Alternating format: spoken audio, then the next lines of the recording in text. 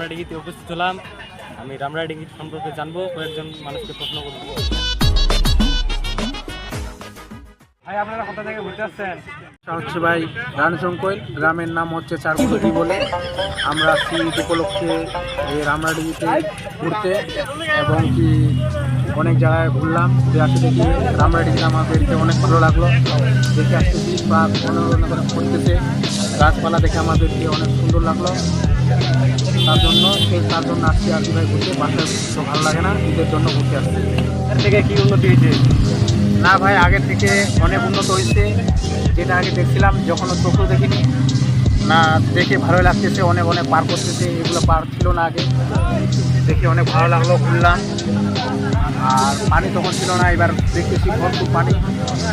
তার জন্য দেখে খুব ভালো লাগতেছে। নৌকায় চললাম, ওই যে নৌকা।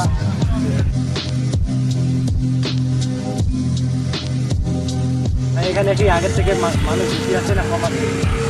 না, দেখতেছি ভাই এবার আগের বার উন্নত বার থেকে এবার মানুষজন বেশি, ঈদ উপলক্ষে বেশি আনন্দ করতেছে।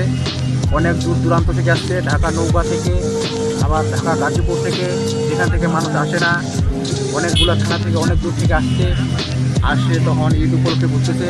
না, অনেক ভালো লাগছে দেখে। অনেকগুলো গাড়ি নিয়ে আসছে, এবার মতো জ্যাম দেখিনি। দেখে খুব ভালো লাগছে, তার জন্য অনেক অনেক ধন্যবাদ কথা বলার জন্য। আবার নেক্সট টাইমে দেখা হবে।